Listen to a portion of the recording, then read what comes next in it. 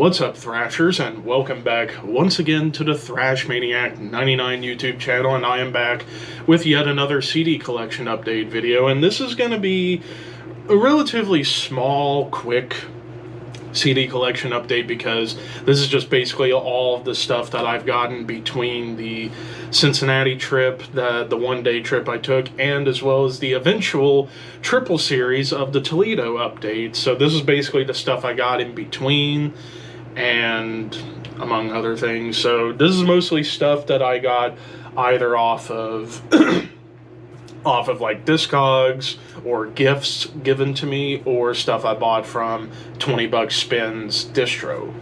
But without further ado, let's get started. So first, we have a pair from Acid Mass. We have both of their albums, Agonizer and their second album, Worship. Of course, I've reviewed both of these albums on the channel. I reviewed Agonizer around this time a year ago for Under the Radar, and what's cool about this particular version, it comes with the Lust for Violence EP, which is 3 extra tracks on an EP. Ben Ricketts, who is the man behind Acid Mass. So for those who don't know, this is a Cincinnati-based blackened thrash band. Basically, bands I would say sound similar would be like Midnight, Hellripper, Sodom, Exodus, and early Metallica. Like, kind of like a hybrid of all that stuff. But yeah, Agonizer, really fun, awesome debut. I think I had this on my year-end list last year. Really cool. If you want to know my full opinion, check out that Under the Radar episode. I forgot what week it came out last year, but I know it was sometime in like September or something like that. But yeah, really cool. And then the new album, Worship, is almost, if not quite as good as Agonizer in my mind, but still awesome. I did a full review for this album when it came out a month ago. So, again, if you want to know my full opinion on both of these albums, check out the individual reviews. But I got these, I wanted to show them in the collection update. I typically don't nowadays include stuff that I've reviewed, but I wanted to show these because these were actually gifted to me by Ben, because when I was at the Exciter Midnight Wraith Hellwitch show, he recognized me from YouTube, which I thought was really funny, and we hung out during the show, and he gave me these CDs, which I was like, oh, that's really cool. He didn't have to, but I'm glad that he did. And he's a great guy, talented musician, vocalist, producer, and hopefully I'll see him again in the future in a future show. But yeah, but as far as Acid Mass, again, if you're into Hellripper, Midnight, Wraith, Toxic Holocaust, Sodom, Exodus, Metallica, this will be up your alley. Alright, and then next up, we have another pair. We have a pair from Between the Buried and Me. We have the great Misdirect and the Coma Ecliptic. 2 very different albums from BT Bam. So yeah, I've just been lately trying to collect the good BT Bam stuff. I don't have the first 2 albums. I might get them if it suits my fancy, but I wanted to get their more prog-lenient stuff. And so with the great Misdirect, really cool stuff on here with tracks like Obsification, Disease, Injury, Madness, Fossil, Genera, but Swim to the Moon is the big standout. After all, it's nearly 18 minutes long, and it's a very powerful progressive metal / progressive death metal song. But yeah, really cool stuff here from BT Bam on Great Misdirect. And then with Coma Ecliptic, this one came out in 2015. This is the last one they did on Metal Blade, and this was where kind of less of the death metal and more towards just straight up prog, more lush atmosphere and more melody driven than heaviness. But still really cool stuff on here like Famine Wolf, Node, Turn on the Darkness, some really cool stuff. I mean, again, you can never go wrong with BT Bam's prog stuff from Alaska to right now, and I can't wait to hear what they have next, considering Colors 2 was a hell of an album that came out 3 years ago. We should be due for a new BT Bam album soon. But yeah, if you love, like Dream Theater, Opeth, those kind of prog bands, I think you'll definitely dig BT Bam. But then again, most people should know who they are. Speaking of Dream Theater, next up, Dream Theater Systematic Chaos. Of course, big album from 2007 from these prog metal giants. And yeah, this was the one Dream Theater album I was missing in the collection. I have all the other stuff. This was the one that I was missing, and thank God I got this version because it's in really good shape. I got this off of Discogs. But what's cool about this one, it's the special edition that comes with the making of the album on DVD, which I need to watch it because like I've been watching a bunch of like Dream Theater behind the scenes stuff. Fucking hilarious, especially James LaBrie and Mike Portnoy stuff.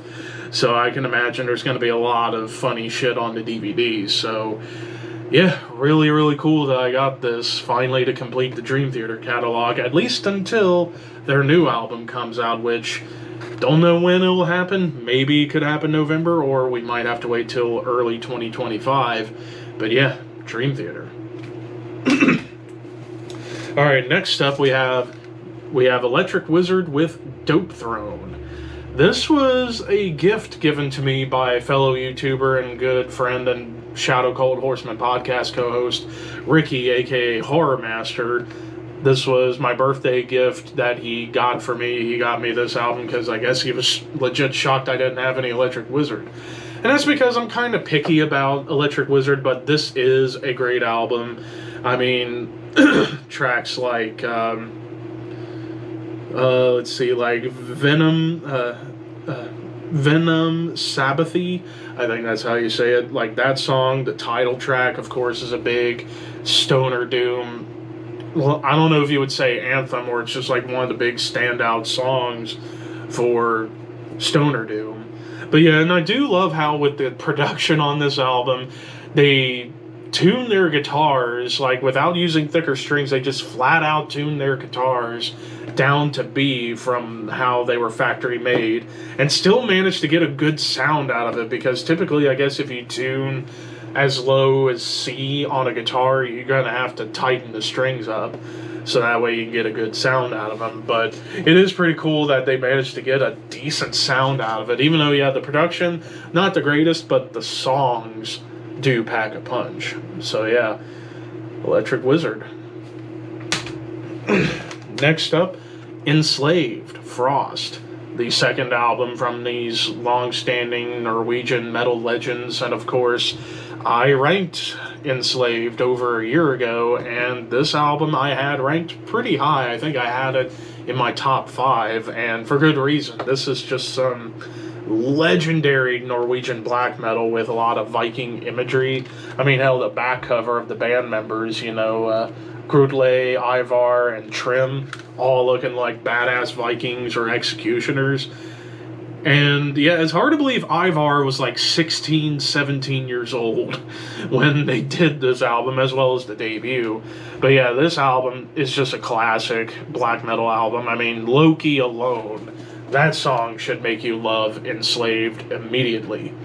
Still need to work on getting more of the black metal era, like the traditional black metal era of Enslaved, like the debut and Eld, those kind of albums, because you can't go wrong with anything Enslaved. So yeah, definitely check this out if you've slept on the black metal era. Alright, and next up we have yet another pair, this time from Exciter. We have their third album, Long Live the Loud, and their fourth album, Unveiling the Wicked.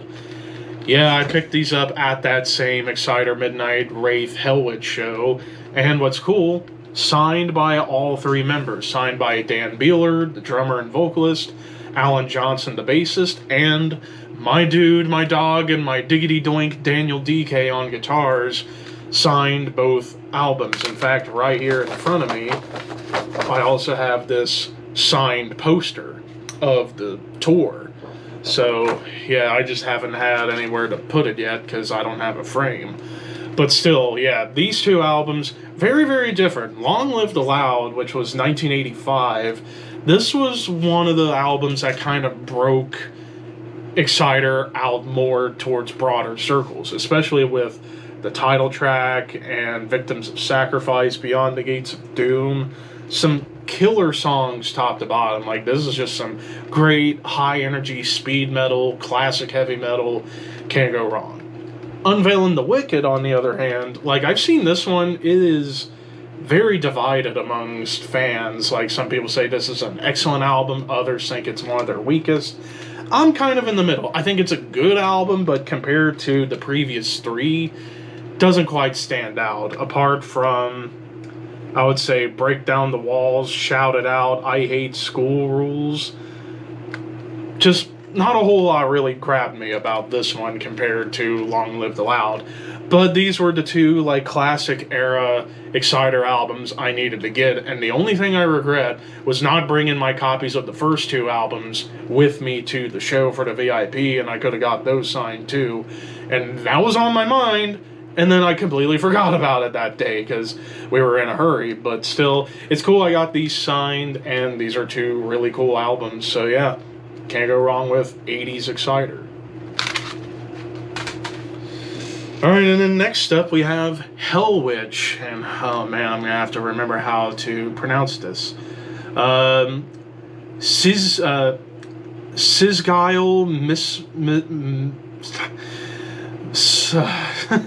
yeah, I'm not editing this part out, this is just for comedy. Sygzygial Miscrenacy. I butchered the first word, but Miscrenacy I got right. But anyways, this is the debut album from this Florida-based tech death / thrash metal band. Of course, yeah, these guys were kind of unsung pioneers of the entire Florida metal scene as a whole. Like, I think a lot of people forget about this band because when it came down to Florida metal, obviously the Florida death metal scene is really what people think of. But before you had that scene, you had Nasty Savage and Savatage, and to a lesser degree Hellwitch, because Hellwitch, along with Nasty Savage, they were definitely playing more on the thrash end of the scale, while Hellwitch somewhat adopted the death metal sound, but it was more closer to Atheist rather than like Morbid Angel or Obituary. Like, they were definitely more thrash forward. I mean, hell, Pat, I met their frontman, Pat, which is funny considering I'm actually friends with his wife, who I call Pixie because she's friends with my buddy Mr. Scott from the Shadow Call podcast, and I got to know her through playing video games, and I kind of call her a metal mama because she's shown me stuff I never would have figured out, and she plays bass, and she's overall a badass. It was cool to meet her husband Pat, who's the frontman and guitarist of this band. Great guy. We bonded over a few things. And yeah, this album is one of the hardest to find CDs out there. Unless you see Hellwitch live and you buy it, good luck trying to find a copy of this album. So this is going to be among the rarest albums I have. But anyways, this album also comes with their Terra Symmetry EP that came out in '91. But yeah, they were kind of short-lived back in the day and didn't come back until like 10 years ago. And then of course they had their new album, Annihilational Intercension, which I reviewed last year. Yeah, back in this album, yeah, you can definitely hear, you know, Scott Burns produced this, because they obviously went to More Sound, and it sounds awesome, and musically it is just like, if you took Coroner and Atheist and mixed them together into this album, and it's just balls to the wall, fast, technical, but it's a very short album. It's only 7 tracks, and I think that clocks it at about 25 minutes, but still, awesome, underrated hidden gem of Florida metal. So yeah, Hellwitch. Alright, next up we have Iron Age, The Sleeping Eye. This is the lone studio album from this Texas-based thrash metal / crossover thrash band. I've been looking for this album for a while, considering, you know, Iron Age seemed to have been like one of those modern thrash bands that kind of helped bring back a little more of a raw, gritty sound back to the 80s crossover thrash style. Because also, the frontman, Jason Tarpey, is also the frontman of Eternal Champion, which, of course, I absolutely fucking love that band. Hope they release something soon, because it's been 4 years. But yeah, this was the band he had before Eternal Champion. And yeah, this is just some balls to the wall, badass crossover thrash / traditional thrash metal. Very much a precursor to Power Trip, I would say, considering, you know, both bands were from the same area in Texas. So obviously I could see where Power Trip kind of got a little inspiration from with Iron Age, but still, awesome album. It's a shame this is the only one. I thought about putting this in my 10 one-and-done metal albums list, but this is definitely a great one. Check it out. Alright, next up we have Marduk, Panzer Division Marduk.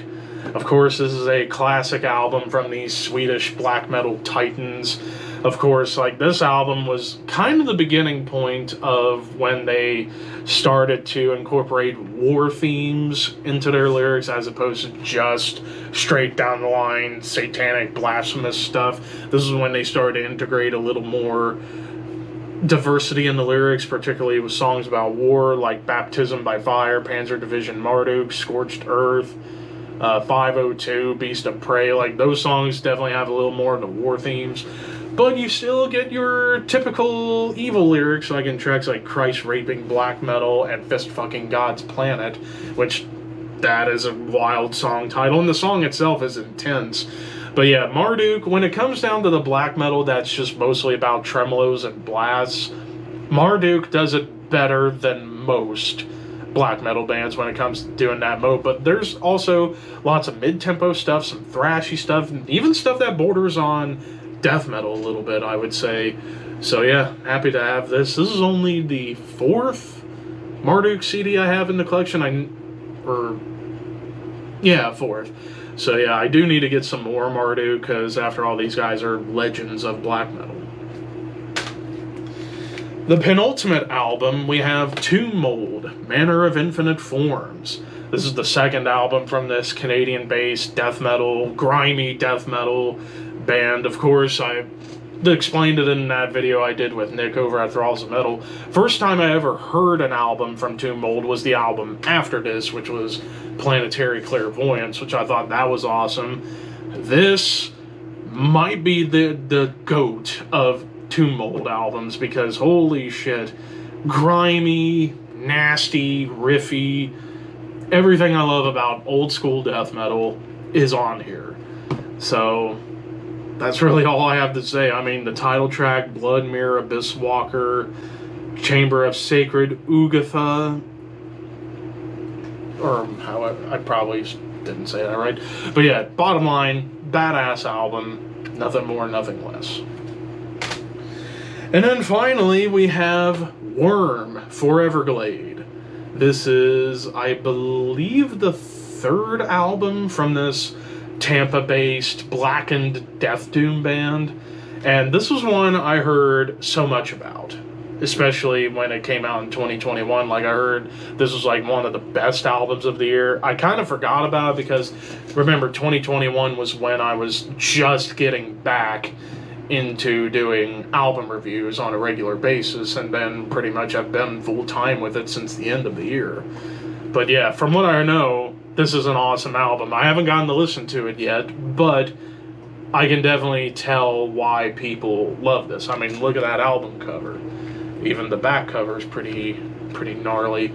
So yeah, basically from what I know about Worm, yeah, blackened death doom, very much if you took bands like Incantation, later era death in terms of the guitar work with the melodies and harmonies, Hooded Menace, Disembowelment, Spectral Voice, like those kind of bands, and blend them into a blender with some blackened seasoning, you get this. So yeah, definitely awesome stuff.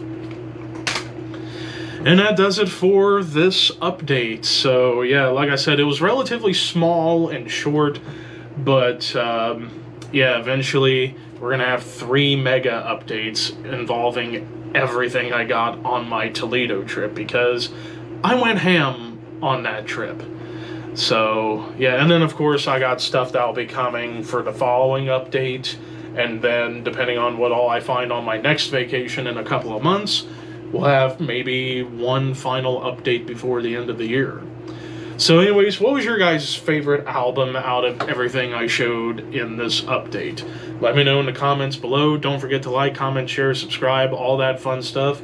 Thanks for watching. Keep your horns high and your dreams wet. Thank you for your patronage.